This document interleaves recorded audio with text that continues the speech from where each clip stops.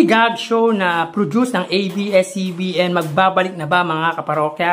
At sa June 10 na magsisimula ang serye ng isang legit Dabarkads. Yan ang pag-uusapan natin sa araw na ito mga kaparokya. Pero bago ang lahat ay nakikiusap ako na pakisubscribe ang aking YouTube channel.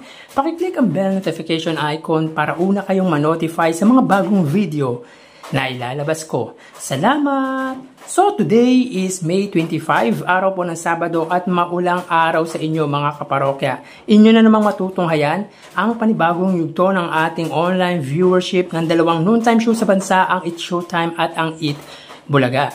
Pero unahin na muna natin pag-usapan ang about sa Going Bulilit.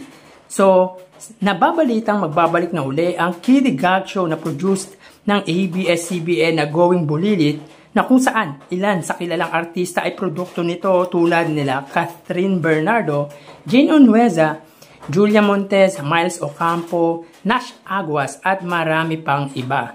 At napapabalitang ang makakasama sa bagong batch ng Going Bulilit ay ang It's Showtime Kids na sina Argus, Colette, Bryces, Kelsey, Emogen, Jay-Z or Jazzy, Enika at ang magiging director nito ay ang anak ni Edgar Mortiz.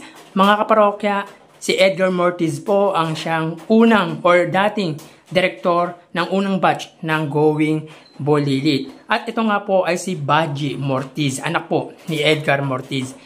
It's a new chapter of being celebrity ito para sa mga batang It's Showtimer dahil mahahasa sila sa pag-acting dito. Well, magagaling naman din talaga ang mga batang ito dahil kung makapag-actingan sa Showing Bulilit na isang segment ng It's Showtime ay akala mo matagal ng mga artista.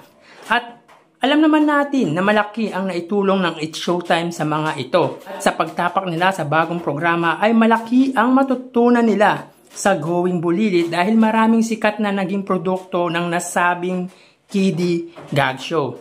So good luck sa mga magiging cast ng Kiddie Gag Show na Going Bulilit. Samantala, magsisimula na po ang serye ng legit Dabarkads na si Miles Ocampo. Produkto din po siya ng Going Bulilit sa June 10. So maraming mag-aabang malamang nito dahil alam naman natin na maraming supporters si Miles Ocampo. At yung mga legit Dabarkads fans ay nag-aabang na ng serye ni Miles Ocampo. Sa pagkakaalam ko, ito ay kauna-unahang serye ni Miles Ocampo na siya ang bida or lead role. Pero knowing naman, Miles Ocampo is a versatile actress. Mapadrama or comedy or any kind of role ay kaya niyang gampanan. So tara, ating alamin ang online viewership ng dalawang bigating noontime show. Para sa Eat Bulaga under TVG Facebook page na may 2.4 million followers at sa It's Showtime naman na may 17 million followers. So as of 12:59, may kita po natin dito ang kasalukuyang segment ng It's Showtime ay ang Especially For You.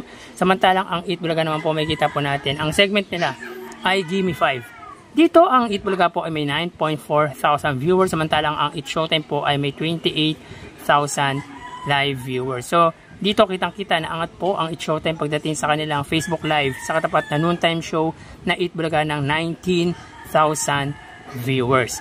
So mapunta naman po tayo sa TV Network YouTube channel at unahin po natin ang sa It's Showtime under po yan sa GMA Network YouTube channel na may kasalukuyang subscribers na 35.2 million subscribers.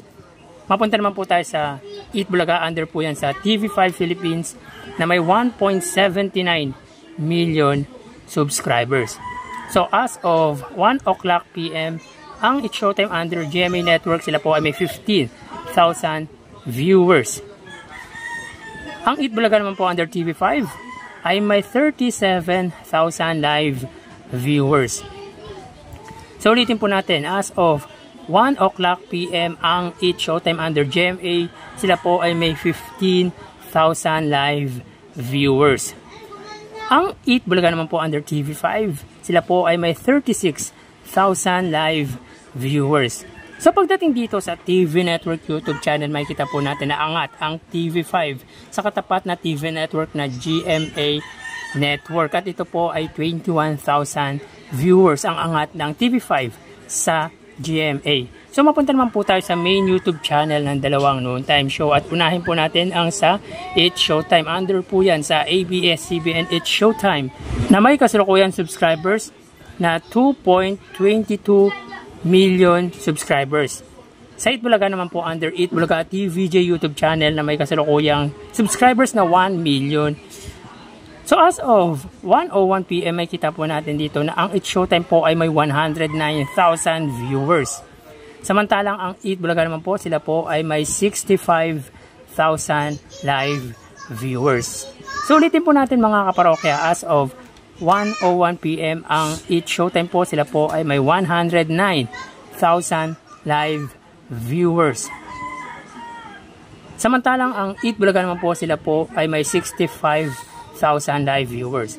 So pagdating dito sa main YouTube channel ng dalawang noontime show, makikita po natin na angat po ang It's Showtime sa katapat na noontime show na Itbulaga ng 44,000 live viewers. So bali ang total na nakuha ng dalawang noontime show ay, para po sa Itbulaga, sila po ay nakakuha ng total live viewership na 110,000 viewers. Samantalang ang It's Showtime naman po, sila po ay nakakuha ng total live viewership na 142,000 live viewers. So dito pagdating sa unang yugto ay angat po ang It's Showtime sa Itbulaga pagdating sa kanilang online viewership ng 32,000 live viewers. So yan po ang lumalabas sa kanilang online viewership as of 1:03 PM at mamaya magbabalik po tayo sa ikalawang yugto ng ating online views update ng dalawang noontime show dito sa bansa. Magpapaalam po muna pansamantala. Thank you and God bless.